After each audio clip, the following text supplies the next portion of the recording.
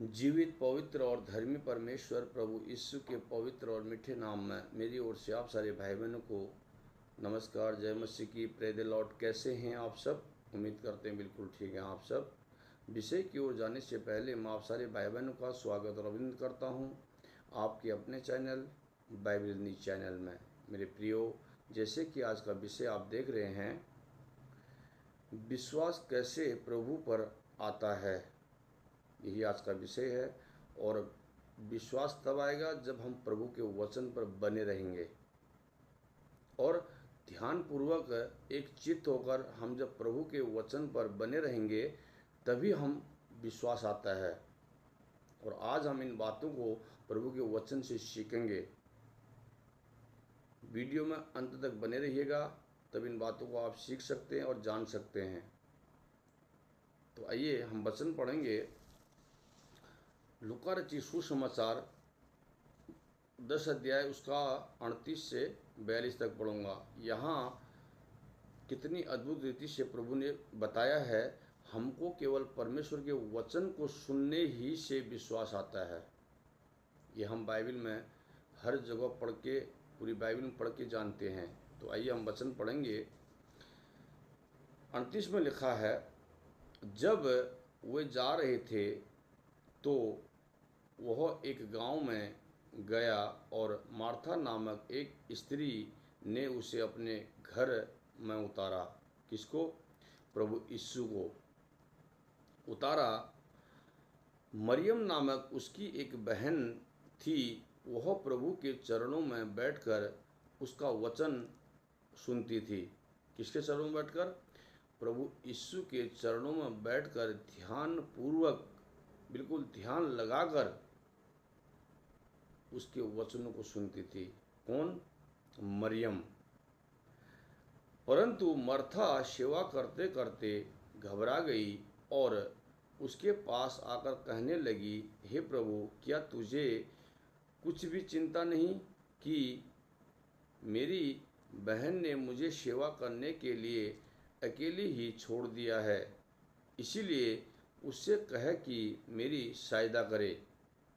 प्रभु ने उससे उत्तर दिया, हे मार्था, तू बहुत बातों के लिए चिंता करती और घबराती है, परंतु एक बात अवश्य है और उस उत्तम भाग को मरियम ने चुन लिया है जो उससे छीना न जाएगा। हालेलुया। मेरे प्रियो, कितनी अद्भुत रीति से प्रभु यीशु ने बताया यहाँ पर। मरियम को जो परमेश्वर के वचन के द्वारा तो उसने अनंत जीवन दिया है, वो उससे छीना न जाएगा। और मरियम बहुत ध्यानपूर्वक बैठकर, प्रभु के चरणों में बैठकर उसके वचनों पर ध्यान लगाती थी। लेकिन मार्था संसार के काम में उलझी हुई थी। इसीलिए मैं कहना चाहूँगा हर एक भाई बहनों से, जब भी हम वचन पढ़ें या वीडियो देखें, बिल्कुल ध्यानपूर्वक उसको सुनें। और आज जो संदेश मैं अपने YouTube चैनल के माध्यम से दे रहा हूँ, आप इसे ध्यानपूर्वक सुनिएगा, तब आप इन बातों को सीख सकते हैं और जान सकते हैं। जैसे हमने यहाँ वचन पढ़ के सुनाया कि मरियम जो है उस उत्तम भाग को पा लिया। मरियम ने प्रभु के वचनों को सुनकर, तो प्रभु ने कहा, परंतु एक बात आवश्यक है और उस उत्तम भाग को मरियम ने चुन लिया है जो उसे छीना न जाएगा। वो स्वर्ग का राज्य मरियम को मिलेगा। उसी तरह जो प्रभु के वचन पर बने रहेंगे, इस सत्य पे बने रहेंगे, वे अनंत जीवन पाएंगे, वो स्वर्ग के राज्य के अधिकारी होंगे। प्रभु के बच्चों, बिल्कुल ध्यान लगाना इन बातों पे, तब हम उस अनंत जीवन में प्रवेश करेंगे।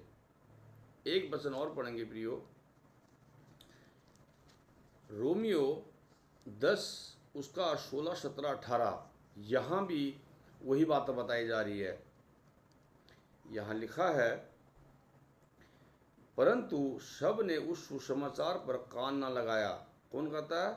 यशाया कहता है, सब ने उस सुसमाचार पर कान न लगाया। यशाया कहता है, हे प्रभु, किसने हमारे सुसमाचार पर विश्वास किया है? हमने विश्वास करना है। जब हम वचन पर बने रहेंगे तभी हम विश्वास कर सकते हैं। इसी बात को यहाँ पर बताया जा रहा है। विश्वास सुनने से और सुनना मसीह के वचन से होता है। विश्वास सुनने से और सुनना मसीह के वचन से होता है। जब हम वचन में बने रहेंगे तब हम विश्वास करते हैं, तब हम पे विश्वास आता है। नीचे लिखा है 18 में, परंतु मैं कहता हूँ, क्या उन्होंने नहीं सुना? सुना तो अवश्य है, क्योंकि लिखा है, उसके स्वर सारी पृथ्वी पर और उनके वचन जगत की छोर तक पहुँचाए गए हैं। हालेलुया।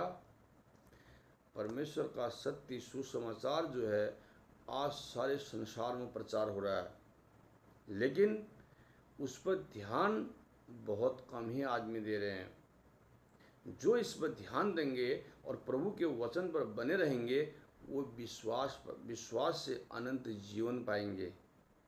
विश्वास करके, ऐसे वचन में बने रहने से हम विश्वास करके परमेश्वर के राज्य में प्रवेश कर सकते हैं। मेरे प्रियो, इन बातों को यहाँ पर सीखा और जाना, और मैं हर एक से कहना चाहूँगा, आप बाइबल पढ़ें और परमेश्वर के पीछे चलें, और वही हमको अनंत जीवन देगा। किसी मनुष्य पर विश्वास ना करें, केवल परमेश्वर के वचन पर। इन वचनों के द्वारा परमेश्वर आपको और आपके घराने को आशीषित करे। वीडियो लाइक और शेयर करिएगा।